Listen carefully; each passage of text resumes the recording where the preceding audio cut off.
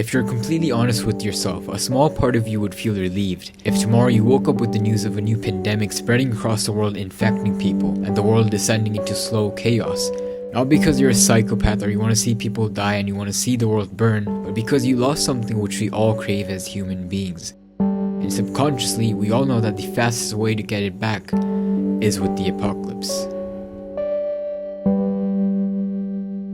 I'll be completely honest with you, there are so many times where I've gone out cycling late at night with some ambient music from the Last of Us soundtrack playing on my headphones and just giving into the fantasy of what would happen if the apocalypse had started. And it's not because I crave people being ripped apart or some random biker dude coming up and bashing my friend's head with a baseball bat, but I want what comes after the chaos. The feeling of being in a campfire surrounded by people who you'd give your life for and you know who would give their lives for you too. It's having that deep connection with every single person around you. It's about having roles that actually matters and helps not just yourself but everyone. It's a sense of community and belonging. And over the past few decades, we've completely lost that. If I asked you what your neighbor's name is, 90% of you guys would not know. Like, bro, I don't even know that either. When was the last time you knew what was going on in somebody's life without seeing it on Instagram first? When was the last time you actually approached someone and genuinely helped them without wanting anything in return? Like, if I were to think, yeah, I can't remember.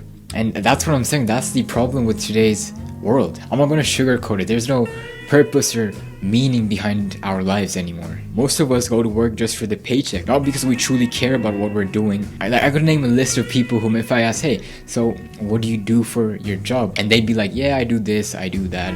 But do you know how much I get paid? And I don't blame them because the system has turned work into a transaction, not a contribution like it was before. But here's the thing, did you know one of the most effective ways to become happy is by helping others? Why do you think that is? And isn't it surprising that all of a sudden, now that we care more about our own personal gains and goals above everything else, that depression and anxiety rate is increasing? Why do you think that is? It's in our DNA to contribute to the tribe. Now we sit in cubicles contributing to a company we don't give a shit about, for people we've never met, and we wonder why everything in life feels so empty and meaningless. You don't actually want the apocalypse. You want what the apocalypse will force us back into. A world where we're all fighting against the one common enemy. A world where not being a part of the tribe means almost certain death. The fantasy of being in an apocalypse isn't about destruction, but a deep, deep craving for pure connection.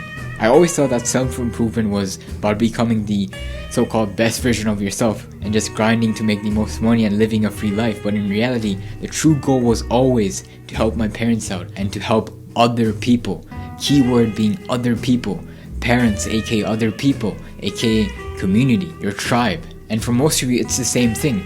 You want to be able to help your parents out, you want to help your loved ones out, you want to help the people who cared for you when you had nothing out one day. But the actual thing which kind of scares me nowadays is that if you look at history, every civilization that has ever collapsed didn't fall because of an outside enemy.